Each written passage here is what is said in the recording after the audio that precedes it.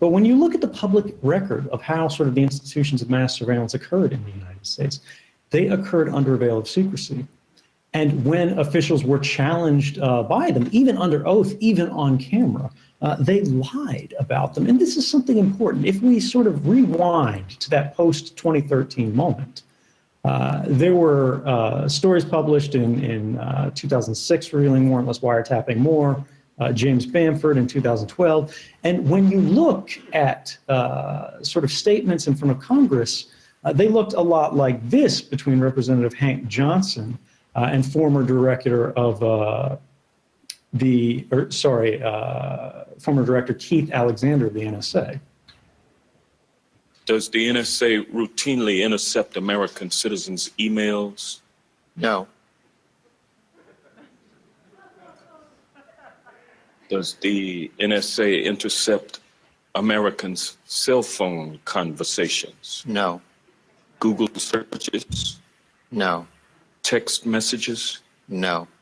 Amazon.com orders? No. Bank records? No. Does the NSA collect any type of data at all on millions or hundreds of millions of Americans? No, sir.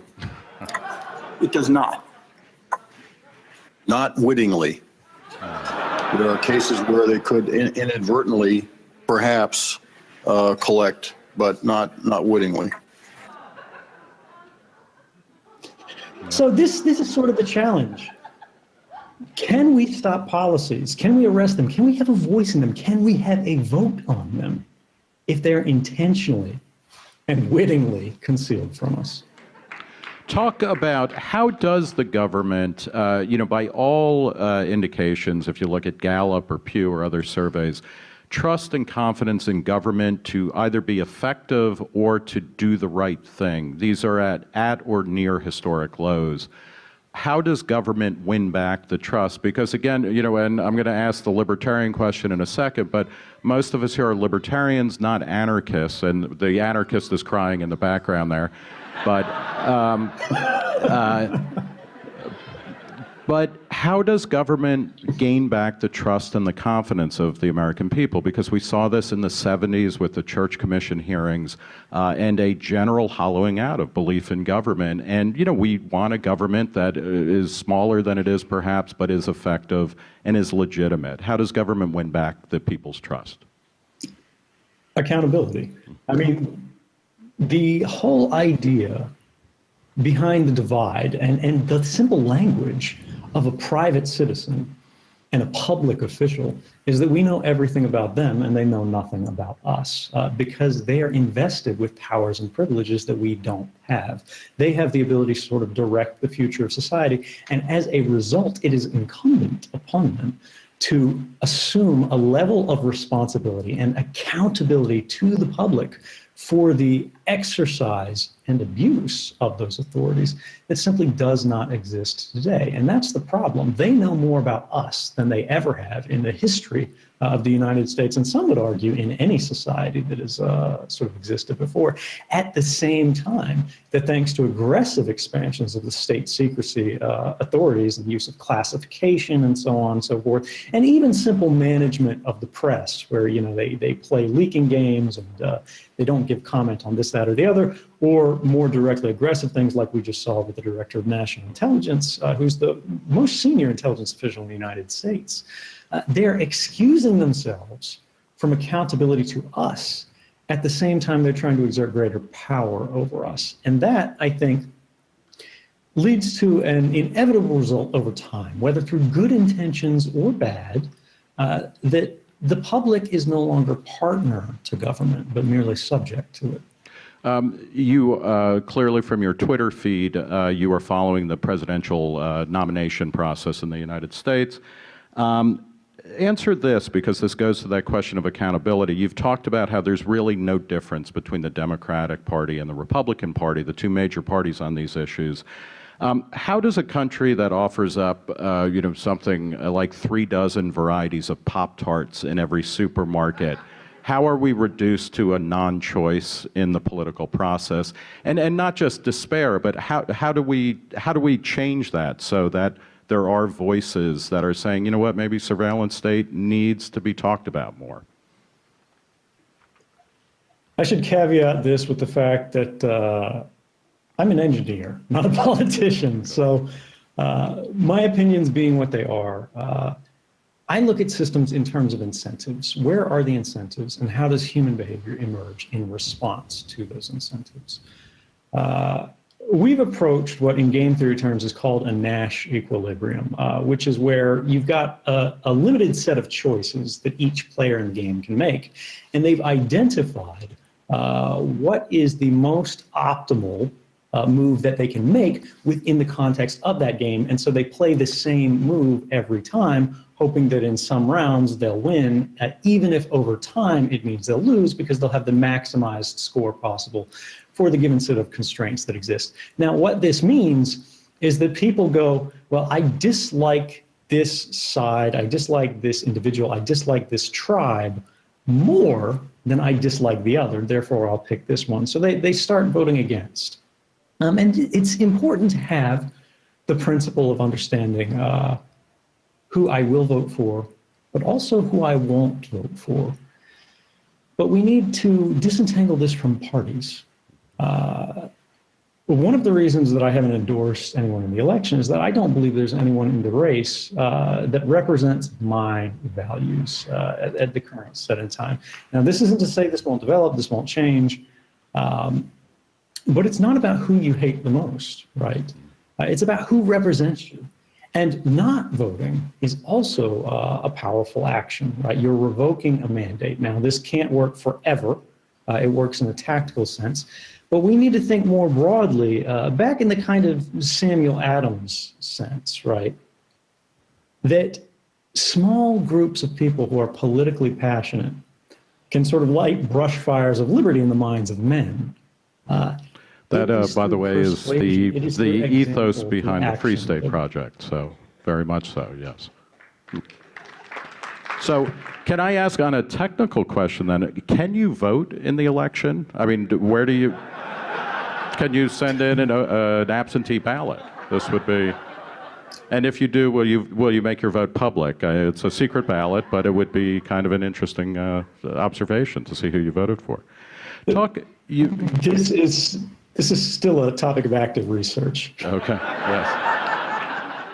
You know, as I mentioned before, this is an overwhelmingly libertarian crowd, and one of the things that libertarians talk about, besides reducing the size, scope, and spending of government and maximizing individual freedom, is recognizing that economic liberty and civil liberties are conjoined and inseparable. In some of the shots that you showed, people were saying, like, you know, are you tracking Amazon purchases? Are you tracking cell phones? And we see the surveillance covers economic activity as well as civil or personal communication.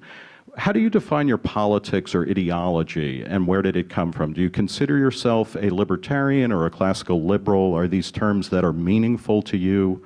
Or how do you think about ideology, I guess? Well, you know, there's a whole field of political theory that I don't really subscribe to in terms of classifying people on the basis of their beliefs, because what it's trying to do is it's trying to establish tribes. It's trying to establish common identities.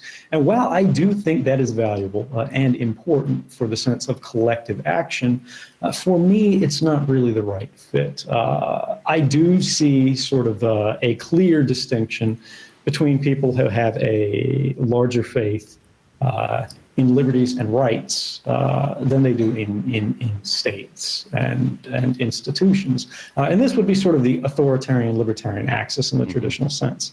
And I do think it's clear that if you believe in the progressive liberal tradition, which is that people should have greater capability to act freely, to make their own choices, to enjoy a better and freer life, over the progression of sort of human evolution, you're going to be pushing away from that authoritarian axis at all times, because authoritarianism is necessarily about the ordering and control of society. Now, they can argue that that'll produce a better quality of life, but it cannot be argued that it will provide a freer life. And for me, I'm on the side of freedom. Thank you. You have written in the past or said, our rights are not granted by governments. They are inherent to our nature. It's entirely the opposite for government. Their privileges are precisely equal to only those which we suffer them to enjoy. That's coming out of a classical liberal tradition of the birth of American founding. You're an autodidact in many ways. You don't have fancy degrees, and I don't see diplomas on the wall behind you.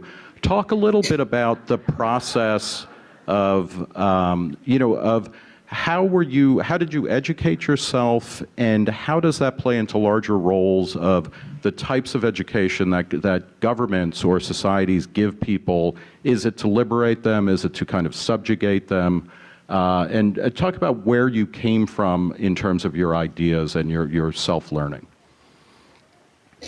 I don't want to necessarily say that the modern education system is intended to subjugate people, but we do know clearly that it's overlaying a certain set of values upon everybody who's engaged in that system. Now, those values don't fit everyone, and one might say they're not even appropriate values for a broad and diverse sort of liberal body, particularly one which has to be able to cast votes in a self-informed, critically thinking way, rather than one where, the majority of education is, this is the history of this party and that party.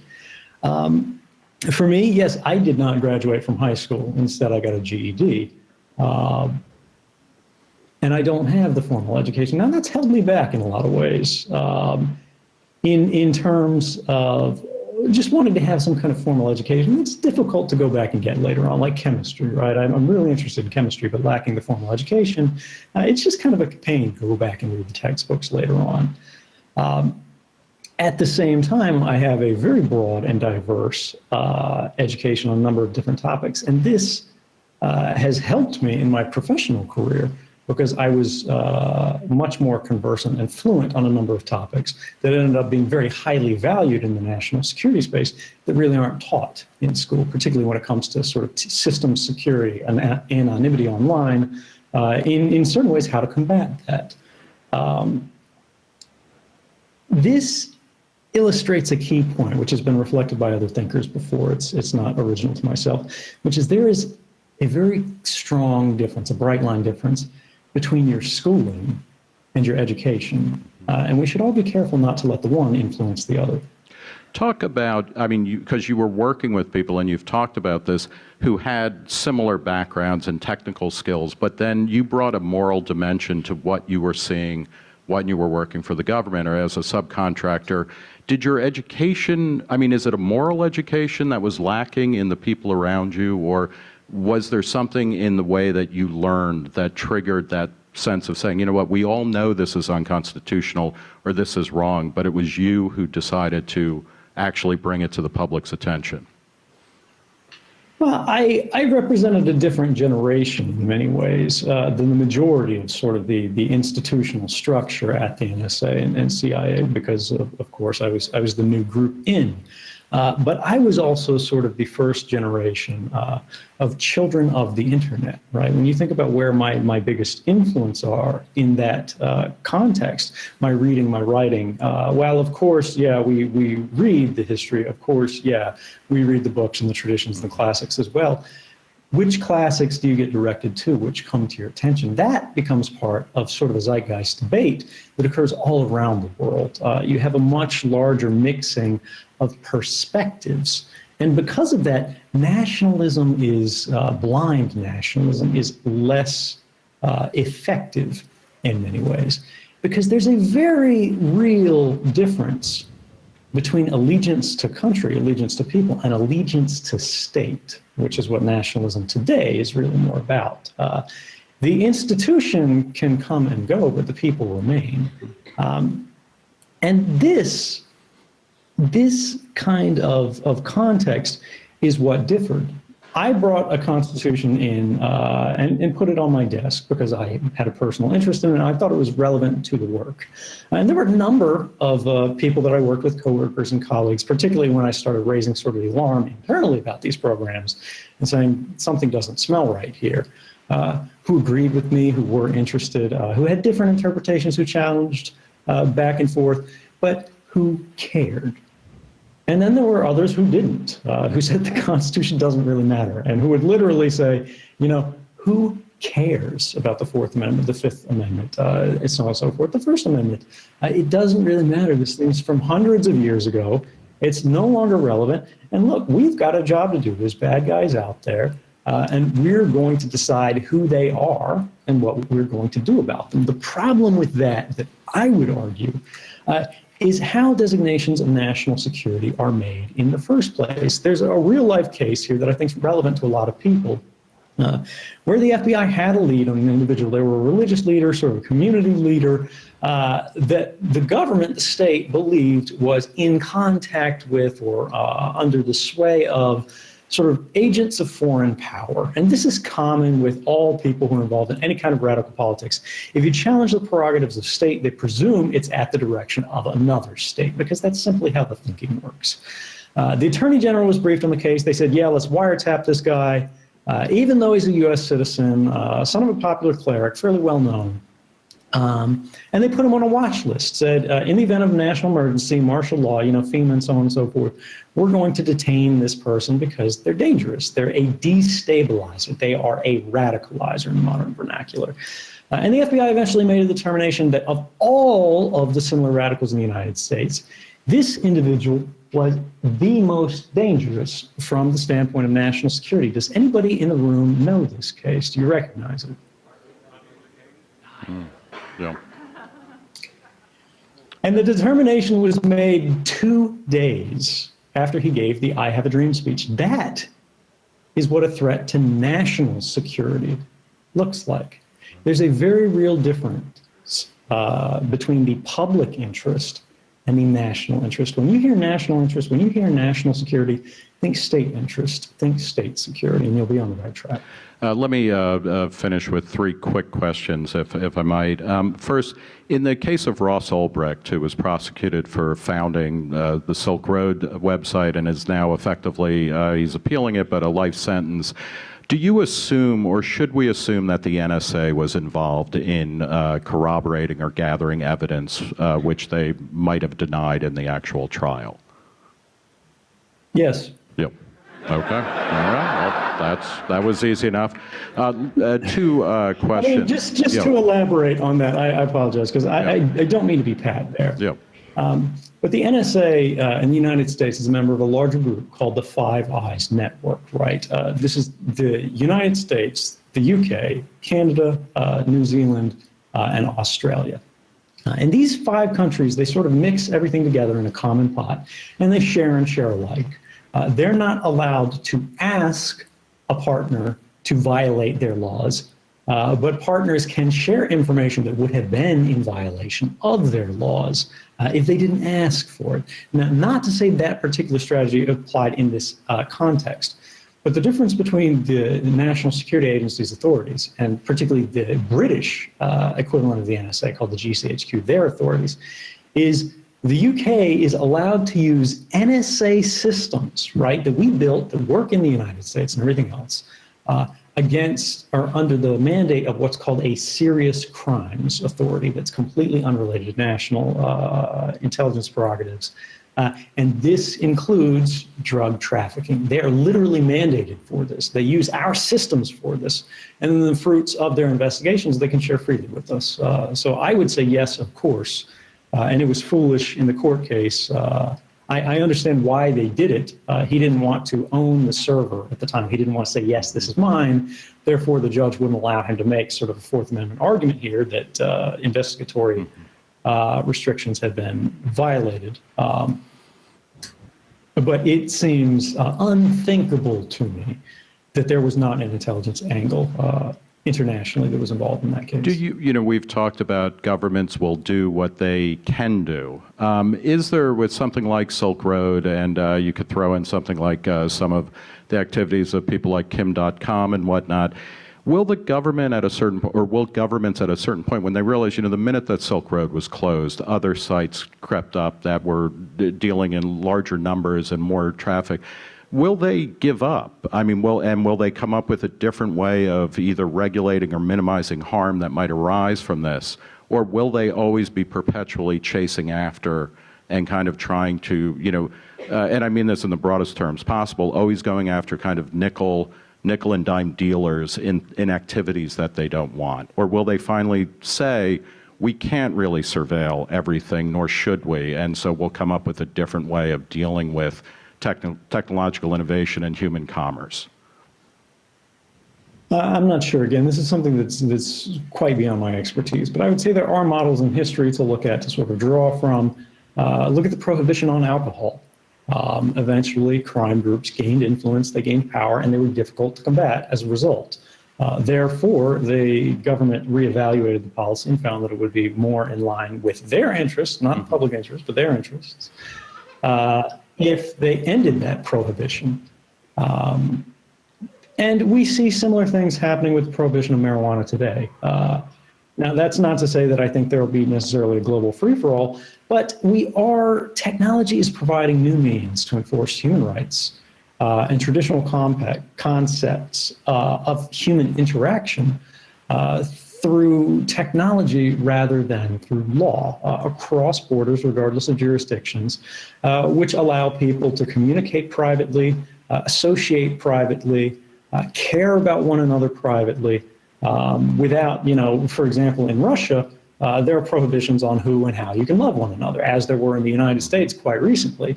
And this kind of thing is being challenged in ways that I think will be difficult to subvert. Does this mean that sort of great powers are just going to, throw their hands up, give up, and walk away? I think that's unlikely.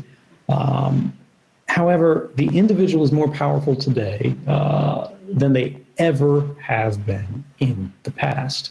And this is why you see governments that feel threatened by an individual like Julian Assange, who's trapped in an embassy, because despite the fact that they can control the physical location of someone, the power of the reliable sort of old bad tools of political repression are increasingly losing their weight.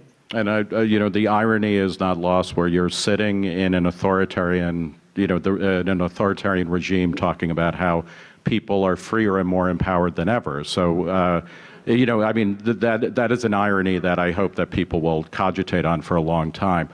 Talk about, when we talked about the presidential election, what would a candidate have to do in order for you to say, you know what, that is the type of thinking on surveillance or on individual freedom and liberty from surveillance that I could get behind? What would they have to do? I mean, again, this sort of political direction gets beyond my expertise, so I don't like to talk too much about that. But, you brought up an interesting point there about Russia that I think is actually important to contextualize. There's a lot of fair criticism, reasonable criticism that's like, hey, this guy's in Russia. It's important to understand that I never intended to end up in Russia. Originally, I was hoping to get to Iceland. After that, Latin America, when Iceland fell through. But the State Department canceled my passport, trapping me in Russia when I was initially en route, as soon as they heard I was in the air. And despite the fact that I've asked several times, they've refused to reinstate it, which is quite interesting. The United States, of course, criticizes me for being in Russia. At the same time, they won't let me leave. But be that as it may, there's a deeper point here, a philosophical point here about hypocrisy. Is it hypocritical to be somewhere else and not be concerned or as concerned with that locality as you are with your home? And I would argue that it's not. I owe my first duty, my first allegiance, my first loyalty to fixing my country before I try to solve the problems of the rest of the world, right? We've got to get our house in order first. That's not to say that I haven't criticized the policies of the Russian government, which I think in many cases are clearly indefensible, particularly when it comes to how they reach into the internet, how they reach into private lives, private homes, in ways that are not okay in Russia, they're not okay in the United States, and they're not okay anywhere. And this is something that I expect to continue, but the thing that I hope for the most, the thing that I care about the most, is let's set the standard in the United States that it has embodied traditionally, that is, we are the example for the rest of the world to emulate. We don't want people to hold us up as an example, as in today and recently this week, in this Apple versus FBI case, where Apple, by the way, just yesterday had a call with the press where they said no country in the world has asked us to provide the authorities that the FBI is doing today. We don't want Russia or China or North Korea or Iran or France or Germany or Brazil or any other country in the world to hold us up as an example for why we should be narrowing the boundaries of liberty around the world rather than expanding them. Thank you. Sadly, so that's another way of saying you definitely won't be voting in this election, I think.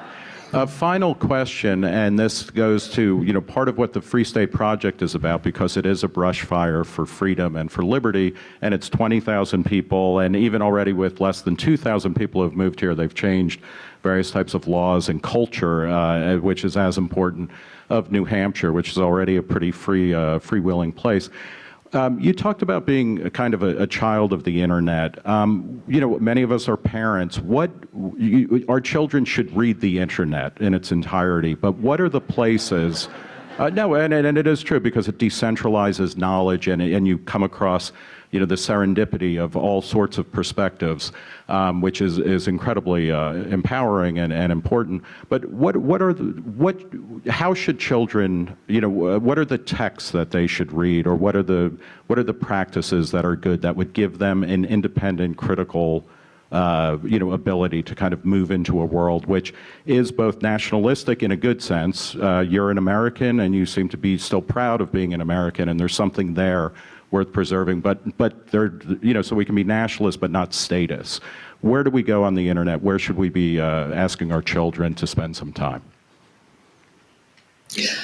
I think it's less important to go to specific texts as to demonstrate how specific texts are written. If I were a parent trying to help my child understand the internet, the key exercise that I would do is I would go look at cases that are super partisan today, right? Extraordinarily charged. And I would get two radically different rewritings of the same story, and I'd make them read both. And I do this on a number of different things to show, because this is something that a lot of older people fall prey to who aren't so familiar with the internet, and they just get their news from their single landing page portal or whatever. And also young people who get super filter bubbled because they sort of opt into communities that create sort of a groupthink where it's always people who are agreeing with what they say, which was not available in the same way 20 years ago on the internet and 10 years ago on the internet. Really, where there weren't walls that were quite so high separating communities. And the idea here is to show that the truth lies spread across the abundance of sources. The beauty of the internet is that you no longer have to rely on a single source. You no longer are vulnerable to the broadcast. That is, this is sort of the voice of truth, this is the voice of facts. But it's important to understand that the sources that you prefer can still be wrong, even if they've got the right principles, the right ideas, the right values. Getting the facts right matters more than anything else. So you're talking about the internet really as the fulfillment of the Enlightenment project of kind of competing versions of truth and a marketplace of ideas, and an understanding about the construction of knowledge and truth rather than its self-evident presentation without argument following.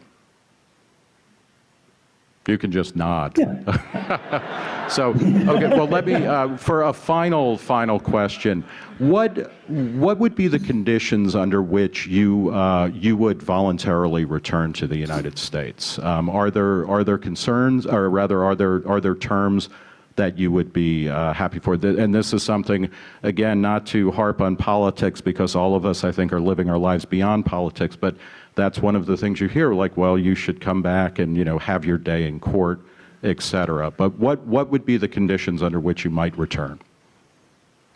Right. So this is interesting. It's actually evolved quite a bit. Originally, I volunteered myself for prison, but I said that I wouldn't allow myself to be held up as a deterrent to other people who were trying to do the right thing. And that was fundamentally contrary to what the government wanted to do. Of course, they wanted to sort of nail a scalp on the wall as a warning to the others. And even though I was quite flexible here, it was Daniel Ellsberg who leaked the Pentagon Papers, the secret classified history of the war in Vietnam in 1971, that showed that the government had not only lied us into the war, but they kept lying to keep us in it, despite the fact that they knew there was no way to win. And he told me that this was a mistake, and eventually he convinced me of this, in the sense of, to what do we owe our first loyalty? To law or to justice? And to submit ourselves to sort of a government that is intentionally trying to deter the political beliefs and political acts of other people merely on the basis of law, as though that were a substitute for morality or superior to morality, is a very dangerous precedent to set. Now, I'm still, this is, I think most people might be surprised by this, but fairly more trusting in the value of government and institutions than Daniel Ellsberg, who since his initial work has just, he's been an extraordinary crusader and a true radical in the best way for more than a generation now. But when it comes to what's the current context, what's the current state of play that we've been at, I've told the government that I would return if they guarantee a fair trial where I can make a public interest defense of why this was done and allow the jury to decide if it was right or wrong in the context of both legality and morality. And the United States government responded with a letter from the Attorney General saying they promised they would not torture me. I'm not kidding. I have that letter. So it's still kind of a work in progress, but we'll see where it goes. Well, thank you so very much for your time, and again, beaming from an incredibly, or a more free state project in New Hampshire. Thank you for your time and for your comments so much. Thank you. Thank you so much.